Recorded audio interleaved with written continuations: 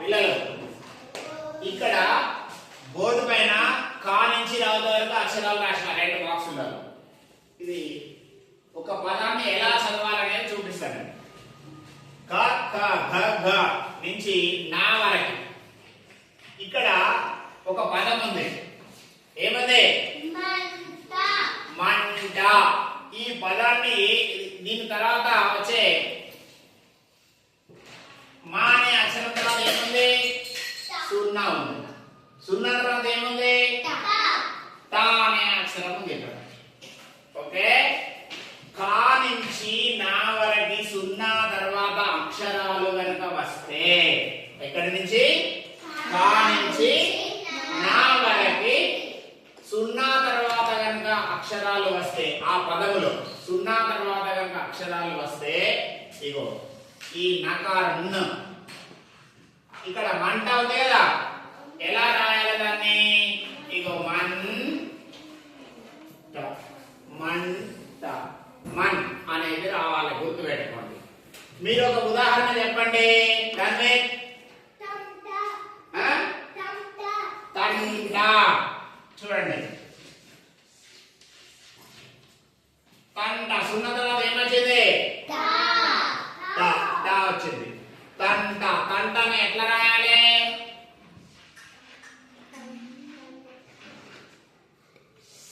తంట తంట తంట నకారం అనేది రావాలి అక్కడ. తర్వాత ఇంకొకటి చూడండి, వంకాయ. సున్నా తర్వాత ఏమొచ్చింది? కా వచ్చింది ఇక్కడ. అంటే ఇక్కడ ఏం రావాలి? వన్ కాయ. ఇది బాగా గుర్తు పెట్టుకోవాలి మనం. ఒక పదాన్ని చదివేటప్పుడు ఏ శబ్దం వస్తుంది అనేది దీంట్లో మనం తెలుసుకుంటాం. ఇంకా చూడండి, ఇక్కడ రంపము అనే ఒక పదం ఉంది. ఏం పదం ఉంది? రంపం. రంపం. సో పా నుంచి రౌతి వరకు, ఇటు చూడమ్మా, పా నుంచి రౌతి వరకు సున్నా తర్వాత అక్షరం కనుక వస్తే, ఇప్పుడు సున్నా తర్వాత ఏం అక్షరం వచ్చింది? పా. ఇక్కడ చూడండి, పా. అప్పుడు ము ము అనేటువంటిది అనే శబ్దం వస్తుంది. రం. ఇగో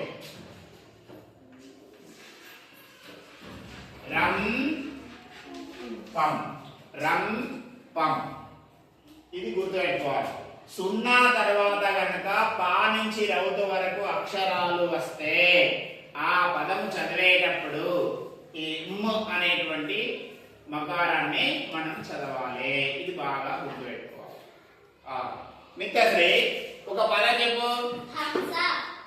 హంస. Very good. సున్నా తర్వాత ప్రణతి సున్నా తర్వాత ఏ అక్షరం వచ్చింది? సా అనే అక్షరం వచ్చింది. సో ఇప్పుడు దీన్ని ఏమని చదవాలి మనం?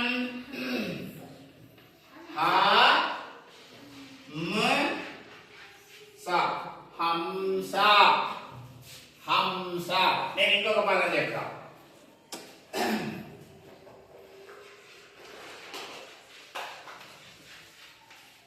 బంపరు.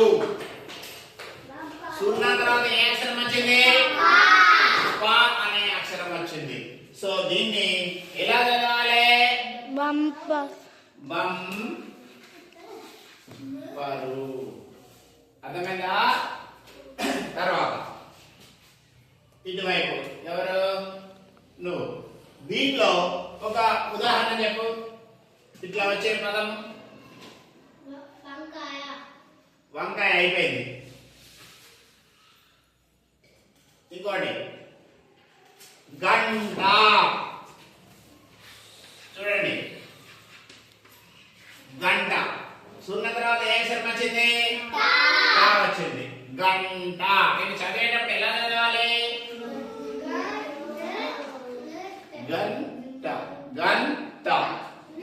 ఇవి మనకి ఎఫ్ఎల్ఎస్ ఎగ్జామ్ లోపల శబ్దాన్ని ఫస్ట్ ఒక పదాన్ని చదివినప్పుడు ఫస్ట్ అక్షరంలో ఏ అక్షరం దాగి ఉంది చివరి అక్షరంలో ఏమొస్తుంది అనేది మనకి ఎక్సర్సైజ్ ఉంటుంది.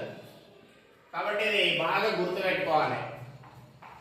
చివరిగా మళ్ళీ ఏం చెప్తున్నా, కా నుంచి నా వరకు సున్నా ఒక పదములో సున్నా తర్వాత కనుక ఒక పదములో సున్నా తర్వాత కనుక కా నుంచి నా వరకు అక్షరాలు వస్తే నకారం అనే నకారాన్ని యాడ్ చేసుకుని చదవాలి. మంట మంట మంట. అలాగా రంపం అనే పదంలో సున్నా తర్వాత ఏమొచ్చింది? పా నుంచి సున్నా తర్వాత పా నుంచి రౌతు వరకు అక్షరాలు కనుక వస్తే ము అనేటువంటి అక్షరాన్ని మనము చదవాల్సి ఉంటుంది. ఇది బాగా గుర్తు పెట్టుకోండి. ఓకేనా పిల్లలు? గుర్తుందా? ఓకే, మనం ఇప్పుడు FLS లో ఎక్సర్సైజ్ చేస్తున్నాం. దాంట్లో ఉంటాయి ఇవి. ఒక పదం చదివేటప్పుడు ఇంగ్లీష్ లో వచ్చినాయి చూడండి, స్టార్టింగ్ లెటర్ ఎండింగ్ లెటర్ అని. అట్లనే తెలుగులో కూడా శబ్దాన్ని గుర్తుపట్టేటువంటి ఎక్సర్సైజెస్ ఉంటాయి మనకి.